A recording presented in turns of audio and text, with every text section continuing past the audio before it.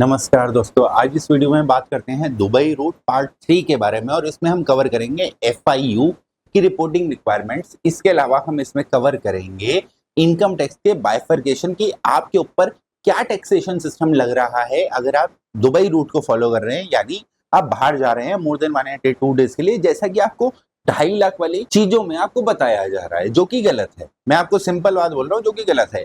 अगली video part 4 में हम कंक्लूजन पे आएंगे, क्योंकि हमने चारों चीजों के बारे में बात कर ली है, तो हम कंक्लूजन पे आएंगे कि अगर आपको दुबई रूट फॉलो करना है तो आपको क्या क्या चीजें अपने दिमाग में रखनी चाहिए, आप क्यों बाहर जा रहे हो। आपके क्वेश्चंस पे आएंगे, जरूर आएंगे, ऐसा नहीं है।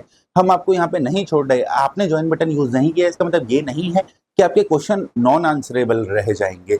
ज्वाइन बटन यूज किया है तो आपके क्वेश्चन आंसर हो ही रहे हैं, लेकिन अगर आपने यूज नहीं किया है तो इसका मतलब ये नहीं होगा कि आप नॉन आंसरेबल छोड़ दिए जाएंगे। आप हमारे साथी हैं, आप हमारे सब्सक्राइबर हैं, आपको पूरी डिटेल दी जाएगी। आइए वीडियो को शुरू करते हैं। एफआईयू आईएनडी की सिर्फ एक ही रिक्वायरमेंट है, डाटा एक्सेस। एफआईयू आईएनडी अपने आप में सिर्फ एक डिवीजन है फेमा का, जो कि सिर्फ डाटा कलेक्शन कर रहा है, और उसका डाटा कलेक्शन का पर्पस है कि इसका जो भी कंप्लायंस है, चाहे वो फेमा में हो, वो आईटी में हो, वो सीबीआई में हो, या वो और किसी अथॉरिटीज के पास हो, वो वहां तक डाटा को सिमुलेटेडली पहुंचा पाए। सिर्फ यही है आईएफयू की डेफिनेशन।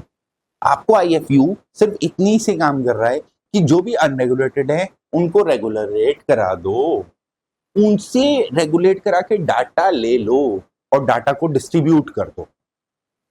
जिसका डाटा वो जाने, जिस सेक्टर में फॉल किया वो माने। यानी एफआईयू सिर्फ आपके ऊपर एक नजर गड़ा के बैठा है, एक अथॉरिटी है जो आपके ऊपर नजर रख के बैठी है, आपकी इंफॉर्मेशन कलेक्ट कर रही है, और FEMA, income tax, ED, PD सबको भेज रही है।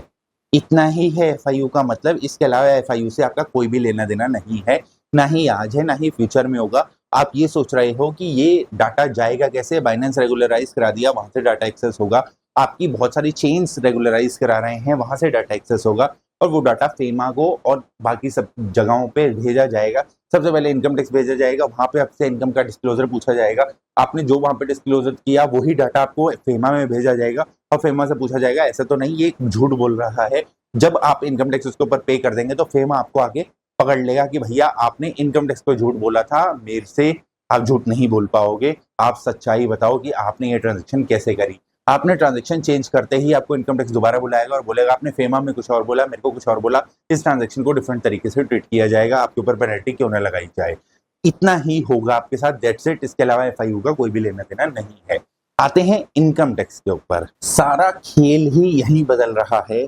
आपको एक बात बोली जा रही है, बार बार बोल रहे हैं लोग कि भैया दुबई चले जाओ, वहां के लोकल सिस्टम में टैक्स दे दो, और आप इंडिया में टैक्स जमा मत करो, पैसा लाओ, यूज करो, मजे लो, उड़ाओ, पैसा उड़ाओ। नहीं होगा, नहीं होगा।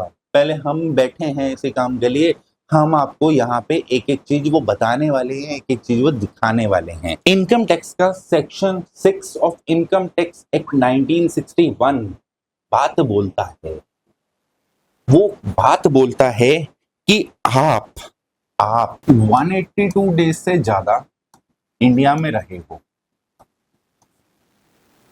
लास्ट ईयर, नॉर्मल 365 डेज से ज्यादा इंडिया में रहे हो लास्ट 4 ईयर, 730 डेज से ज्यादा रहे हो 7 ईयर्स,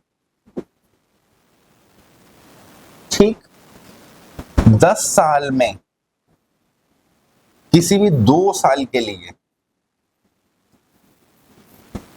आप इनमें से किसी भी डेफिनेशन में फॉल करे हो, तो आप इंडिया के हिसाब से ही टैक्स जमा करोगे इंडिया के अंदर।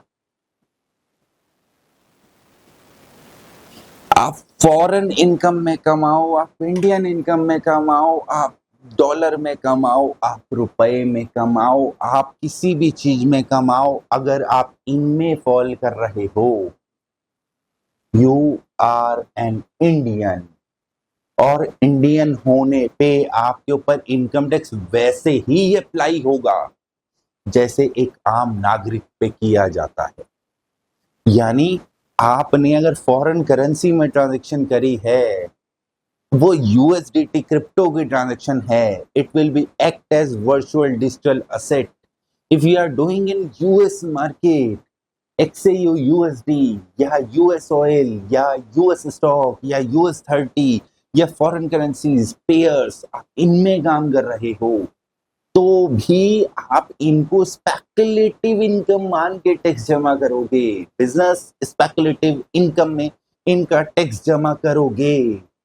ये प्रोविजन आपको सिर्फ और सिर्फ इतना पढ़ाया जाता है। अब एक काम करना, इनकम टैक्स का सेक्शन 6 खोल कर देखना, क्या ये लिखा है या नहीं लिखा है। 365 डेज, 730 डेज, 2 साल, 10 साल तक आप इंडिया रेजिडेंट रहोगे, 10 साल तक बाहर घूमोगे तो 10 साल तक पहले टैक्स जमा करने लायक बनो, उसके बाद आपको छोड़ा जाएगा। सर लेकिन मैं तो वहां जाके दुबई में रेजिडेंट हो गया था, इस पॉइंट पे मैं रेजिडेंट बन गया था 4 साल के अंदर, और मैं वहां भी टैक्स जमा करूं और यहाँ भी टैक्स जमा करूं, ये तो मेरे साथ नाइंसाफी है। नहीं, इतना भी नहीं सताएंगे। आपने जो दुबई में या किसी और कंट्री में टैक्स दिया है, अगर उनके साथ हमारा DTAA है, तो वहां जो आपने टैक्स दिया है वो आपके इनकम टैक्स में से हम घटा देंगे, लेकिन आपको इनकम टैक्स देना ही होगा, आपको इनकम टैक्स देना ही होगा। अब अगर आप टैक्स बचाने के लिए इंडिया से बाहर जा रहे हो तो ये ऑप्शन आपके लिए नहीं है। अगर आप ऐसी जगहों में काम करने के लिए इंडिया से बाहर जा रहे हो जहां पे टैक्सेशन इफेक्ट नहीं है, लेकिन आपको ट्रेडिंग करनी है और ट्रेडिंग करना आपको लग रहा है इंडिया में इलीगल है और आपके पास पैसा भी ठीक है, जाओ। वाई 2.5 लाख खुद जाके करेंगे, खुद जाके बनाएंगे, खुद जाके कमाएंगे, खुद जाके लेकर आएंगे। ये है इंडिया के बाहर के रूट। अगर आप इंडिया में इन सेक्शन में फॉलो कर रहे हो तो आप इंडियन रेजिडेंट कहलाओगे। आप जो मर्जी कर लो, एक्ट में जो लिख दिया सो लिख दिया, जो बोल दिया बस बोल दिया, ठीक। तो यहाँ पे ये एक्ट में लिखा है, ये तीनों चारों चीजें एक्ट में लिखी हैं। आप जाके सेक्शन 6 को पढ़ सकते हो, 1961 का सेक्शन 6 आप पढ़ सकते हो। नीचे कहोगे, मैं डिस्क्रिप्शन में आपको पूरा सेक्शन का एक लिंक दे दूंगा, उस पर क्लिक करना, आपको सेक्शन तक ले जाएगा, आपको पूरा सेक्शन पढ़ने को मिल जाएगा। यहाँ पे आपका पर्पस सॉल्व नहीं होता। अगली वीडियो में हम कंक्लूजन के ऊपर बात करेंगे। मुझे सिर्फ यहाँ पे आपको रेजिडेंशियल स्टेटस बताना था। जब आपको मैंने बना ही इंडियन दिया, जब आपको मैंने बना ही इंडियन रेजिडेंट दिया, तो आपके ऊपर सारे प्रोविजन वैसे ही लगेंगे जैसे आपके ऊपर लगने चाहिए। अगली वीडियो में हम बात करेंगे कंक्लूजन के ऊपर, दुबई रूट का कंक्लूजन। अभी के लिए इतना ही।